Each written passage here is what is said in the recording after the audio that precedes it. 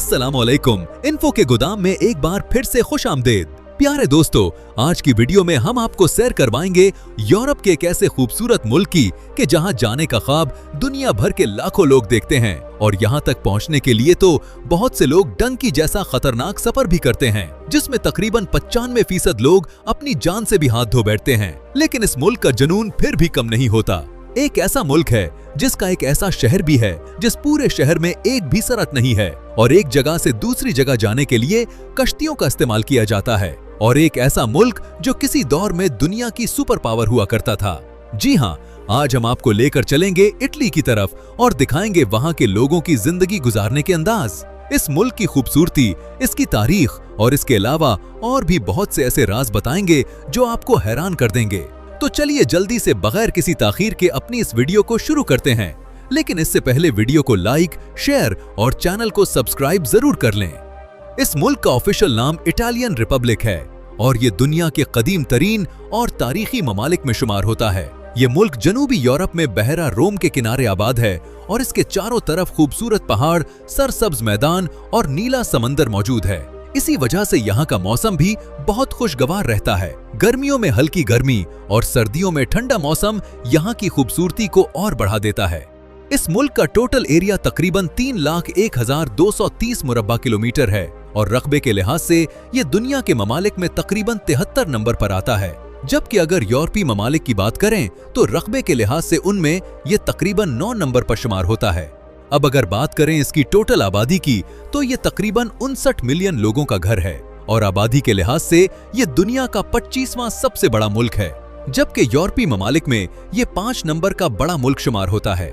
Italy की सरहदें 4 बड़े यूरोपीय ममालिक से मिलती हैं, जिनमें फ्रांस, स्विट्जरलैंड, ऑस्ट्रिया और स्लोवेनिया शामिल हैं। इसी वजह से यहाँ से मुख्तलिफ यूरोपीय ममालिक तक सफर करना भी आसान होता है। दोस्तों, इस मुल्क की सबसे हैरानकुन बात यह है कि इस मुल्क के अंदर भी 2 आजाद मुल्क मौजूद हैं। जी हाँ, आपको ये सुनकर थोड़ी सी हैरत हुई होगी, लेकिन ये बिल्कुल हकीकत है। एक मुल्क का नाम है वेटिकन सिटी और दूसरे का नाम है सान मरीनो। इनमें भी वेटिकन सिटी पूरी दुनिया के ईसाइयों के लिए बहुत ही अहम और मुकद्दस तरीन मरकज समझा जाता है, क्योंकि यहाँ पर दुनिया भर के कैथोलिक ईसाइयों के रूहानी पेशवा यानी पोप फ्रांसिस रहते हैं। इसके अलावा भी इस जगह के बारे में और भी बहुत सी हैरानकुन बातें आपको आगे वीडियो में बताएंगे। इटली में कम से कम तनख्वाह आमतौर पर तकरीबन 1,600 यूरो माहाना के करीब होती है, जबकि बहुत से कामों में लोगों को घंटे के हिसाब से भी पैसे दिए जाते हैं और कम से कम औसतन 9 यूरो फी घंटा होता है। यही वजह है कि दुनिया भर के लोग यहाँ काम करने की ख्वाहिश रखते हैं। अगर कोई शख्स हुनरमंद हो, मेहनती हो और काम सीखा हुआ हो तो इसके लिए यहाँ अच्छे मौके मौजूद होते हैं। इटली के लोग आमतौर पर जज्बाती तबीयत के होते हैं, लेकिन साथ ही दिल के बहुत साफ और मेहमान नवाज भी समझे जाते हैं। ये अपने खानदान से बहुत मोहब्बत करते हैं और अक्सर लोग अपने खानदान के साथ वक्त गुजारना पसंद करते हैं। दोस्तों, दुनिया को नया फैशन देने वालों में भी इटली का नाम सबसे ऊपर आता है। इसी वजह से इटली को फैशन का मरकज भी कहा जाता है। यहाँ के लोग लिबास, जूतों और स्टाइल पर बहुत तवज्जो देते हैं। इटली के मशहूर शहर मिलान को दुनिया का सबसे बड़ा फैशन हब समझा जाता है, जहां हर साल बड़े बड़े फैशन शो मुनाकिद होते हैं। इटली यूरोप के सबसे बड़े सनती और तरक्की याफ्ता ममालिक में शुमार होता है और मैन्युफैक्चरिंग के मैदान में इसका नाम बहुत बड़ा है। ये मुल्क अपनी आला क्वालिटी, जदीद टेक्नोलॉजी और डिजाइन की वजह से आलमी मईशत में खास मकाम रखता है। अगर गाड़ियों की सनत की बात करें तो इटली दुनिया के मशहूर ब्रांड्स का घर है, जिनमें Ferrari, Lamborghini, Maserati, Alfa Romeo और दुकाती शामिल हैं। ये कंपनियां दुनिया भर में स्पोर्ट्स कार, लग्जरी गाड़ियां और मोटरसाइकिलों के लिए मशहूर हैं। मशीनरी और इंजीनियरिंग के शोबे में भी इटली बहुत आगे है। फैशन और कपड़ों की दुनिया में इटली का मकाम सबसे मुनफरिद है। दुनिया के मशहूर लग्जरी ब्रांड्स गुची, प्रादा, वर्साचे, अरमानी, फेंडी और वैलेंटिनो इसी मुल्क की पहचान है। यही वजह है कि इटली दुनिया के तरक्की याफ्ता, खुशहाल और मजबूत ममालिक में शामिल है, जहां मयार जिंदगी बुलंद है और लोगों को जदीद सहूलियात हासिल हैं। दोस्तों, इटली में ज्यादातर लोग मसीही मजहब से ताल्लुक रखते हैं, जिनमें कैथोलिक फिरका सबसे बड़ा है, जो कि टोटल आबादी का तकरीबन 78% बनते हैं। मुसलमानों की तादाद तकरीबन 5% के करीब है, जबकि कुछ लोग किसी भी मजहब से ताल्लुक नहीं रखते। इसके अलावा हिंदू, सिख, बुद्ध और दूसरे मजाहिब के लोग भी यहाँ आबाद हैं। इटली आला क्वालिटी की शराब बनाने के लिए भी दुनिया भर में मशहूर है। यहाँ मुख्तलिफ इलाकों में अंगूर की काश्त बहुत ज्यादा होती है और इन्हीं अंगूरों से मशहूर वाइन तैयार की जाती है। इटली के कई इलाके अपनी वाइन के लिए जाने जाते हैं, जिनमें टस्कनी खास तौर पर मशहूर है। यहाँ के खूबसूरत खेत, पहाड़ और अंगूर के बागात सयाहों को अपनी तरफ खींचते हैं। अगर आप इटली विजिट करना चाहते हैं तो आमतौर पर आपको शेंगन वीजा चाहिए होता है। इस वीजे से यूरोप के कई ममालिक का सफर मुमकिन हो जाता है। बहुत से लोग गैर कानूनी रास्तों से भी यूरोप पहुंचने की कोशिश करते हैं, जिसे आम जबान में डंकी कहा जाता है। ये सफर आसान नहीं होता। अक्सर लोग लाखों रुपए इंसानी स्मगलरों को देते हैं। ये स्मगलर बड़े बड़े ख्वाब दिखाते हैं कि चंद दिन में यूरोप पहुंचा देंगे, लेकिन हकीकत बहुत मुख्तलिफ होती है। पहले लोगों को दूसरे ममालिक भेजा जाता है, फिर वहां से सहरा, जंगलों, पहाड़ों और समंदर के खतरनाक रास्तों से गुजारा जाता है। कई कई दिन भूख, प्यास और खौफ में गुजारने पड़ते हैं। लोगों से मारपीट भी की जाती है और बाज को अगवा करके मजीद पैसे भी मांगे जाते हैं। दोस्तों, सबसे खतरनाक मरहला समंदरी रास्ता होता है। बहुत से लोग छोटी और पुरानी कश्तियों में सवार किए जाते हैं, जिनमें ना मुनासिब खुराक होती है, ना हिफाजती सामान। समंदर में तेज लहरें, खराब मौसम और कश्ती उलटने का खतरा हर वक्त मौजूद रहता है। हर साल सैकड़ों लोग इस रास्ते में जान गंवा देते हैं। बहुत से लोगों की तो लाशें तक नहीं मिलती। यही वजह है कि ये सफर दुनिया के खतरनाक तरीन सफरों में शुमार होता है। अगर कोई शख्स किसी तरह इटली पहुंच भी जाए तो मुश्किलात खत्म नहीं होती। वहां पुलिस की चेकिंग, कानूनी कागजात का मसला, रिहाइश का मसला, जबान का मसला और नौकरी ढूंढने की परेशानी सामने आती है। बहुत से लोग सालों तक गैर कानूनी हैसियत में रहते हैं, कम तनख्वाह पर सख्त मेहनत करते हैं और हर वक्त पकड़े जाने या डिपोर्ट होने के खौफ में जिंदगी गुजारते हैं। बहुत से नौजवान समझते हैं कि इटली पहुंचते ही पैसे बरसना शुरू हो जाएंगे, लेकिन हकीकत इसके बिल्कुल उलट है। किराया, खाना, ट्रांसपोर्ट और रोजमर्रा अखराजात बहुत ज्यादा होते हैं। अगर कानूनी कागजात ना हो तो अच्छी नौकरी मिलना भी मुश्किल हो जाता है। इसलिए जो ख्वाब दूर से खूबसूरत लगता है वो हकीकत में बहुत सख्त साबित होता है। ख्वाब देखना कोई बुरी बात नहीं, लेकिन ख्वाब को पूरा करने के लिए गलत रास्ता इस्तेमाल करना और अपनी जान को खतरे में डालना कोई अक्लमंदी की बात नहीं। इससे आपकी जान तो जाती ही है, लेकिन जो आपके पीछे वालों पर गुजरती है वो आप सोच भी नहीं सकते। इसीलिए हमेशा वही रास्ता इख्तियार करें जो कानूनी हो और महफूज भी हो। चले दोस्तों, अब आपको लेकर चलते हैं दुनिया के एक ऐसे हैरानकुन शहर की तरफ जहां एक भी सड़क नहीं है। जी हाँ, ये है वेनिस, जो इटली का निहायत खूबसूरत और मशहूर शहर है। दुनिया भर से आने वाला तकरीबन हर सयाह इस शहर को देखने की ख्वाहिश रखता है। शुमाली इटली में वाक़ई ये शहर मुकम्मल तौर पर पानी पर आबाद है। यहाँ आम सड़कों की जगह नहरें हैं और अगर आपको कहीं जाना हो तो कश्ती इस्तेमाल करना पड़ती है। यही वजह है कि ये शहर दुनिया के सबसे मुनफरिद शहरों में शुमार होता है। इस शहर में जो गंदगी और कूड़ा होता है उसको भी कश्तियों के जरिए शहर से बाहर मुंतकिल किया जाता है। दोस्तों, वेनिस के बारे में सबसे हैरानकुन और नाकाबिले यकीन बात यह है कि ये खूबसूरत शहर सदियों से लकड़ी की बुनियादों पर कायम है। कदीम जमाने में जब यहाँ लोगों ने आबाद होना शुरू किया तो ये इलाका आम जमीन नहीं था, बल्कि दलदली और नर्म मिट्टी वाला साहिली इलाका था। अगर लोग आम तरीके से घर बनाते तो इमारतें जमीन में धंस जाते। इस मुश्किल का हल निकालने के लिए लोगों ने करीबी जंगलात से मजबूत लकड़ियां काट कर लाए। फिर उन हजारों लकड़ी के सुतूनों को जमीन में कई मीटर गहराई तक गाड़ दिया गया। जब ये सुतून मजबूती से जमीन में जम गए तो उनके ऊपर लकड़ी के बड़े तख्ते बिछाए गए। फिर उन पर पत्थर और ईंटों की बुनियाद रखकर इमारतें तामीर की गईं। इस तरह पूरा शहर एक मसनूई मजबूत प्लेटफॉर्म पर खड़ा किया गया। अब सवाल ये पैदा होता है कि लकड़ी पानी में खराब क्यों नहीं होती? इसकी वजह ये है कि ये लकड़ियां मुसलसल पानी और कीचड़ में दबी रहती हैं, जहां ऑक्सीजन बहुत कम पहुंचती है। जब लकड़ी को हवा ना मिले तो वो जल्दी खराब नहीं होती। वक्त के साथ साथ पानी में मौजूद मादनियात और मिट्टी लकड़ी के अंदर जज्ब होती गईं, जिससे ये पहले से ज्यादा सख्त और मजबूत हो गईं।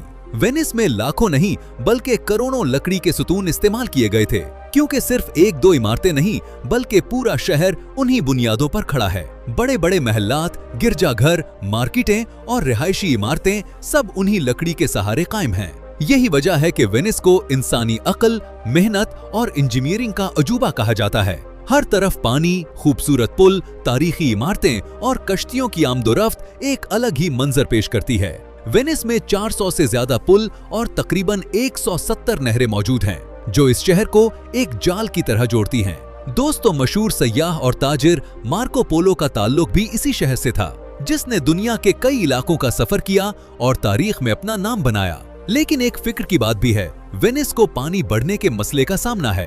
हर साल समंदर की सतह बुलंद होने और माहौलियाती तब्दीली की वजह से शहर के कुछ हिस्सों में पानी दाखिल हो जाता है। माहिरीन कहते हैं कि अगर दुनिया ने माहौल पर तवज्जो ना दी तो आने वाले वक्त में ये शहर मजीद खतरात का शिकार हो सकता है।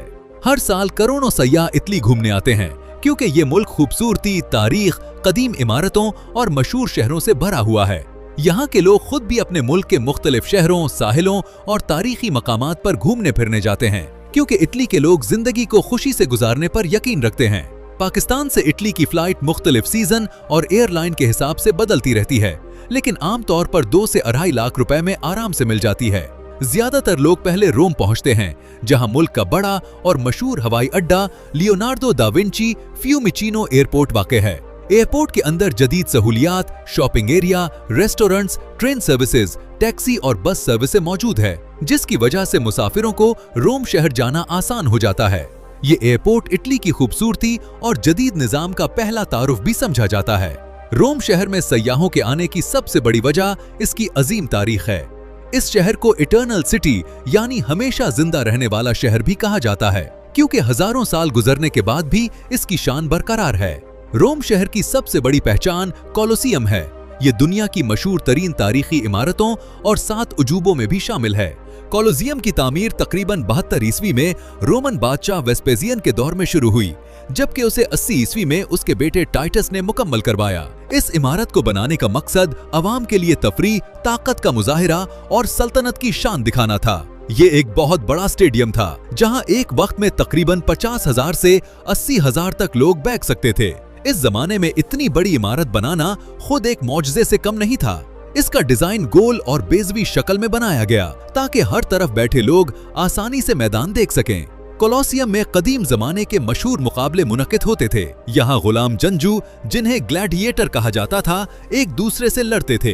बाज़ औकात जंगली जानवरों के मुकाबले भी करवाए जाते थे। लोग दूर दूर से ये तमाशे देखने आते थे। रोमन बादशाह अवाम को खुश रखने के लिए ऐसे बड़े और खतरनाक खेल मुनक्किद करवाते थे। इस इमारत के अंदरूनी हिस्से में जमीन के नीचे सुरंगें, कमरे और रास्ते बनाए गए थे। वहां जानवर रखे जाते, जंगजू तैयार होते और मुख्तलिफ सामान रखा जाता था। फिर अचानक दरवाजे खुलते और मुकाबला शुरू हो जाता। ये निजाम इस दौर की जबरदस्त इंजीनियरिंग का सबूत था। कोलोसियम की तामीर में पत्थर, कंक्रीट और लोहे का इस्तेमाल किया गया। इस वक्त जदीद मशीनें मौजूद नहीं थी। इसके बावजूद इतनी बड़ी इमारत तैयार की गई जो आज भी खड़ी है। अगरचे जल्जलों, जंगों और वक्त के असरात से इसका कुछ हिस्सा टूट चुका है, मगर बाकी हिस्सा अब भी दुनिया को हैरान करता है। एक वक्त ऐसा भी आया जब रोमन सल्तनत कमजोर होने लगी तो ये इमारत नजरअंदाज हो गई। बाद में लोगों ने इसके पत्थर तोड़ तोड़ कर अपने घरों में भी इस्तेमाल किए, लेकिन फिर दुनिया ने इसकी अहमियत को पहचाना और इसे महफूज करना शुरू किया गया। आज ये दुनिया के कीमती तारीखी विरसों में शामिल है। हर साल लाखों सयाह कोलोसियम देखने आते हैं। जब लोग इसके अंदर दाखिल होते हैं तो वो सोचने पर मजबूर हो जाते हैं कि 2000 साल पहले यहाँ कैसा माहौल होता होगा, कैसे हजारों लोग शोर मचाते होंगे और कैसे मुकाबले होते होंगे। रात के वक्त जब कोलोसियम रोशन होता है तो इसकी खूबसूरती और भी बढ़ जाती है। ये मंजर देखकर लगता है जैसे तारीख आज भी जिंदा हो। अगर आप भी कभी रोम जाएं तो इस अजीम मकाम को देखे बगैर वापस ना आएं। रोम की एक खास बात यह भी है कि यहाँ हर गली, हर चौक और हर सड़क पर कदीम मुजस्समे, फवारे और तारीखी निशानियां नजर आती हैं। इनमें सबसे मशहूर ट्रिवी फाउंटेन है, जहाँ दुनिया भर से सयाह आकर पैसे डालते हैं। उन लोगों का मानना है कि ऐसा करने से उनके काम पूरे होते हैं, लेकिन पैसे डालने वालों के काम पूरे हों या ना हो, हुकूमत का काम बड़े अच्छे तरीके से होता है क्योंकि यहाँ से हर साल लाखों यूरो इकट्ठे किए जाते हैं। दोस्तों, यहाँ एक अहम हकीकत भी जान लें कि रोम जैसे बड़े सयाहती शहर में जेब तराश और चोर भी काफी सरगर्म रहते हैं। खास तौर पर वो जगह जहां सयाहों का रश ज्यादा हो, वहां एहतियात बहुत जरूरी है। कई सयाह मोबाइल, पर्स, पासपोर्ट या नकदी खो बैठते हैं। इसीलिए अगर आप कभी यहाँ जाएं तो अपने सामान का खास ख्याल रखें, बैग सामने रखें और हुजूम वाली जगहों पर ज्यादा मोहतात रहें। ये सुनकर कुछ लोगों को हैरत होती है कि एक तरक्की याफ्ता और जदीद मुल्क में भी ऐसे जराइम क्यों होते हैं। हकीकत यह है कि दुनिया के तकरीबन हर बड़े शहर में जहां लाखों सय्याह आते हों, वहां ऐसे मसाइल लाजमी पैदा होते हैं। रोम भी एक मसरूफ आलमी शहर है, इसलिए यहाँ पुलिस और सिक्योरिटी इदारे मुसलसल निगरानी करते रहते हैं। दोस्तों, इटली की तारीख में एक वक्त ऐसा भी गुजरा जब बाज इलाकों में माफिया गिरोहों का बहुत असर और रसूख था, खास तौर पर जुनूबी इटली में। इसी वजह से पुरानी फिल्मों और हॉलीवुड की कहानियों में अक्सर इटालियन किरदारों को विलन के तौर पर दिखाया जाता था। लेकिन आज का इटली एक जदीद, तरक्की याफ्ता और मजबूत यूरोपीय मुल्क है, जहां निजाम पहले से कहीं बेहतर हो चुका है। रोम की नाइट लाइफ भी दुनिया भर में मशहूर है। रात के वक्त यहाँ की सड़कें रोशन हो जाती हैं। कैफे, रेस्टोरेंट्स, मौसीकी के मकामात और तफरीही जगहें खुल जाती हैं। बहुत से लोग शाम के बाद दोस्तों के साथ बाहर जाना, खाना खाना और शहर की खूबसूरती देखना पसंद करते हैं। अगर पाकिस्तानी कम्युनिटी की बात करें तो रोम के मुख्तलिफ इलाकों में पाकिस्तानी खानदान आबाद हैं। यहाँ पाकिस्तानी दुकानें, रेस्टोरेंट्स और कारोबार भी मौजूद हैं, जिसकी वजह से हलाल फूड भी आसानी से मिल जाता है। इटली का दारुल हुकूमत भी रोम ही है। ये वही अजीम शहर है जहां से कभी दुनिया की ताकतवर तरीन सल्तनत रोमन एम्पायर का आगाज हुआ था। एक वक्त था जब रोमन सल्तनत यूरोप, अफ्रीका और एशिया के बड़े हिस्से पर हुकूमत करती थी और उसे दुनिया की सबसे मजबूत सल्तनतों में शुमार किया जाता था। इस्लामी तारीख में भी इस सल्तनत का जिक्र मिलता है और बाद में मुसलमानों ने अल्लाह की मदद से रोमी ताकत को शिकस्त दी। हजरत उमर बिन खत्ताब रजी अल्लाह ताला अन्हो के दौर में मुसलमानों ने बड़ी कामयाबियां हासिल की और तारीख का रुख बदल दिया। इस वक्त रोमी सल्तनत को शिकस्त देना भी एक बहुत बड़ा कारनामा समझा जाता था। आज इटली में पाकिस्तान के लोगों की भी बड़ी तादाद आबाद है। पाकिस्तानी कई दहाइयों से यहाँ रह रहे हैं, काम कर रहे हैं और अपने खानदानों के साथ अच्छी जिंदगी गुजार रहे हैं। सबसे ज्यादा पाकिस्तानी ब्रेशिया शहर में रहते हैं, जबकि इसके अलावा मिलन, रोम, मोदेना, बोलोनिया और क्रेमोना में भी बड़ी तादाद में पाकिस्तानी मौजूद हैं। ये लोग कारोबार, फैक्ट्रियों, ड्राइविंग, टेक्निकल काम और दूसरे शोबों में अपनी मेहनत से कामयाबी हासिल कर रहे हैं। ज्यादातर पाकिस्तानी लाहौर, सियालकोट, गुजरावाला, फैसलाबाद और रावलपिंडी जैसे शहरों से जाकर वहां आबाद हुए हैं। इसी वजह से जब आप इटली के कुछ शहरों में जाएंगे तो पाकिस्तानी कम्युनिटी वाज़े तौर पर नजर आएगी। वहां पाकिस्तानी दुकानें, रेस्टोरेंट्स, कारोबार और अपनी सकाफत के रंग भी देखने को मिलते हैं। इसी तरह इंडिया से ताल्लुक रखने वाले लोग भी बड़ी तादाद में इटली में आबाद हैं। अगर इस मुल्क में रहने के खर्च की बात करें तो ये शहर के हिसाब से मुख्तलिफ होता है। अगर मजमूई खर्च देखा जाए तो छोटे शहर में एक फर्द या छोटे खानदान का खर्चा तकरीबन 900 से 1500 यूरो माहाना हो सकता है, जबकि बड़े शहरों में यही खर्चा 1700 से 2500 यूरो या इससे ज्यादा भी जा सकता है। इसीलिए अगर कोई शख्स इटली आने या नौकरी करने का सोच रहा हो तो इसे तनख्वाह के साथ अखराजात भी जरूर जहन में रखने चाहिए, क्योंकि ये यूरोप के निस्बतन महंगे ममालिक में शुमार होता है। दोस्तों, एक हैरानकुन बात यह है कि रोम शहर के अंदर ही एक अलग और आजाद मुल्क मौजूद है जिसे वेटिकन सिटी कहा जाता है। ये दुनिया का सबसे छोटा मुल्क है, लेकिन मजहबी लिहाज से इसकी अहमियत बहुत ज्यादा है। यहाँ दुनिया भर के कैथोलिक मसीहियों के रूहानी पेशवा यानी पोप रहते हैं। वेटिकन सिटी में मौजूद मशहूर चर्च सेंट पीटर्स बेसिलिका दुनिया के सबसे बड़े और अहम गिरजाघरों में शुमार होता है। हर साल लाखों लोग यहाँ जियारत और सयाहत के लिए आते हैं। गिरजाघर के अंदर दाखिल हों तो सोने जैसी सजावट, खूबसूरत संगमरमर, तारीखी मुजस्समे, बुलंद छतें और हैरत अंगेज फन्ने तामीर देखने को मिलता है। यहाँ पिएटा जैसा मशहूर शाहकार भी मौजूद है, जिसे देखने दुनिया भर से लोग आते हैं। ये जगह सिर्फ इबादतगाह नहीं बल्कि तारीख, रूहानियत और खूबसूरती का एक अजीम मरकज है। अगर कोई शख्स रोम जाए और सेंट पीटर्स बेसिलिका ना देखे तो समझें इसने एक बड़ी चीज छोड़ दी। चले अब चलते हैं नेपल्स, जिसे दुनिया भर में पिज़्ज़े की पैदाइश की जगह भी कहा जाता है। ये शहर रोम से तकरीबन 228 किलोमीटर के फासले पर वाक़े है। नेपल्स एक निहायत तारीखी, खूबसूरत और जिंदा दिल शहर है, जहाँ कदीम इमारतें, तंग गलियां, समंदर का खूबसूरत मंजर और पुरानी तहजीब आज भी महसूस की जा सकती है। नेपल्स के करीब एक मशहूर तारीखी मकाम पोम्पेई मौजूद है। ये वो जगह है जिसे देखकर आज भी लोग हैरान रह जाते हैं। तकरीबन 2000 साल पहले यहाँ लोग आम जिंदगी गुजार रहे थे, बाजार आबाद थे और लोग अपने कामों में मसरूफ थे। लेकिन अचानक करीबी आतिशफिशा माउंट वेसुवियस फट पड़ा। आतिशफिशा के धमाके से गर्म राख, धुआं और लावा पूरे शहर पर आ गिरा, जिससे हजारों लोग चंद लम्हों में हलाक हो गए। बाद में राख और मिट्टी ने पूरे शहर को ढांप लिया, जिसकी वजह से बहुत सी इमारतें, गलियां और इंसानी जिस्म महफूज हालत में रह गए। आज भी सयाह पोम्पे जाकर 2000 साल पुरानी तारीख अपनी आंखों से देखते हैं। चले अब चलते हैं मिलान, जिसे फैशन की दुनिया का दारुल हुकूमत कहा जाता है। ये शहर जदीद जिंदगी, कारोबार, डिजाइन और ब्रांड्स के लिए पूरी दुनिया में मशहूर है। यहाँ पाकिस्तानी कम्युनिटी की भी बड़ी तादाद मौजूद है, जो मुख्तलिफ शोबों में काम कर रही है।